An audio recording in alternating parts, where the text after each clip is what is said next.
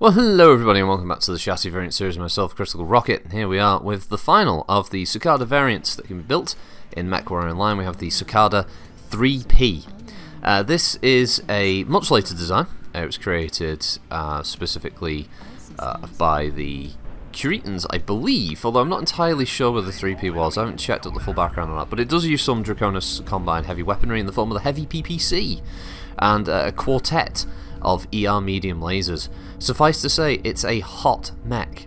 It does have better armor compared, because it's supposed to have a slightly slower engine, obviously. Engines is something I don't really stick to as much, because certain elements of MechWarrior Online don't translate as well, in the sense of, yes, I could put in the smaller engine to have more armor, but speed is key for a Cicada. Let's face it, MechWarrior Online. If you've got a slower one, even if it's running at 118, it doesn't have that ability to dodge fire, and mobility is your best armor for fast-moving mechs like this anyway, smaller mechs. So yeah, it is supposed to run at about 118 kph standard. It has a bit of extra armor, but to be honest, with some of the other modifications, the armor is pretty good across the board for this model.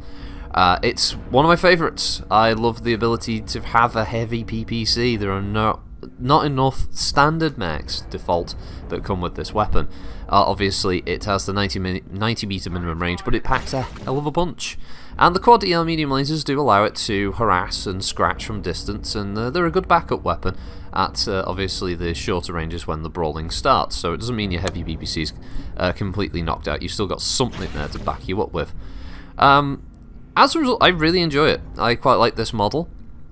I think the damage potential's there. If it can get into a nice little peek and shoot position, or as you know, you've got a map like this with river, you've got plenty of buildings to use as cover so you can move around.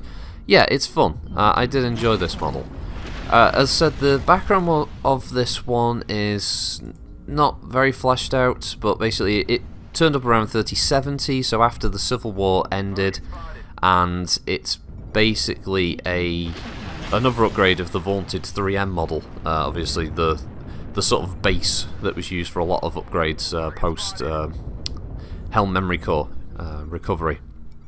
So it's probably a Marek model that's maybe using Draconis Combine technology, probably acquired either illegally or through some kind of agreement between Marek and House Curita. It's not unknown, as the Free Worlds and the Draconis Combine generally get along for the most part. They are willing to trade, especially since with the creation at the time of the Federated Commonwealth, the two houses definitely probably look to each other for certain trade opportunities to avoid their two rivals, i.e. House Steiner for Marek and Davian for Curita, trying to invade their territories respectively.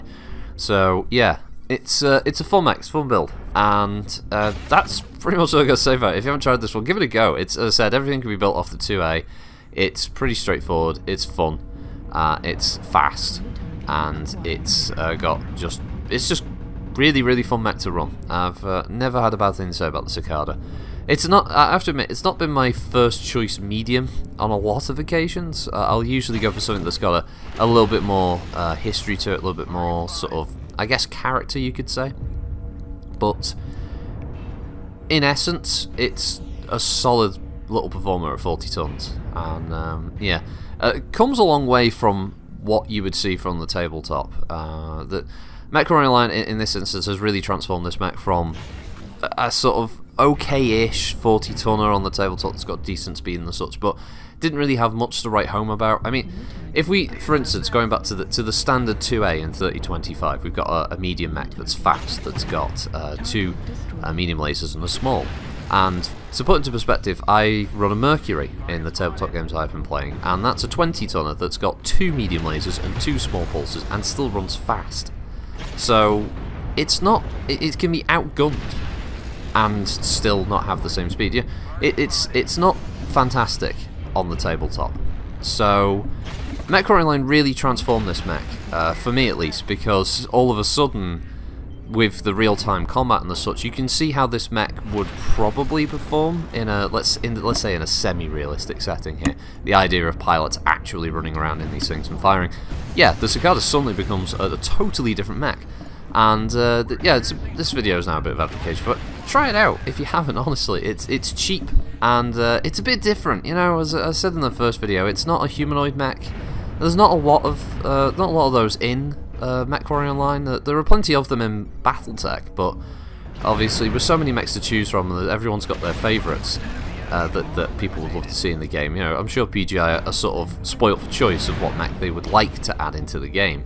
But yeah, the Cicada is one of those just fun, odd-looking designs. It's a little bit alien, it's a little bit different, and yeah, it's a good laugh. It's a fun mech to run, and as a closing for us, the series, it's been good. So yeah, this is just the dying embers of this match now. So that wraps up the Cicadas in the chassis variant series. So we're going to be hopping along over to the clans next. I believe I'm on the 45 tonners now.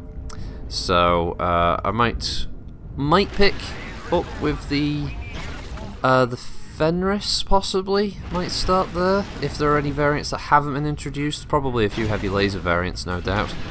And yeah, I'm not quite sure I'm going to start with the inner sphere. I might stick with that. I might do the Vulcan in the inner sphere. I don't know if there are any variants that they haven't done already in the pack. I have to double check on these things. Make sure. So yeah, it'll be fun. Anyway, I'm looking forward to doing more of these. So I've enjoyed the chassis variant series so far, and I hope you guys have enjoyed it as well. Have a good one all, and I'll see you next time. Thanks for watching again. Bye.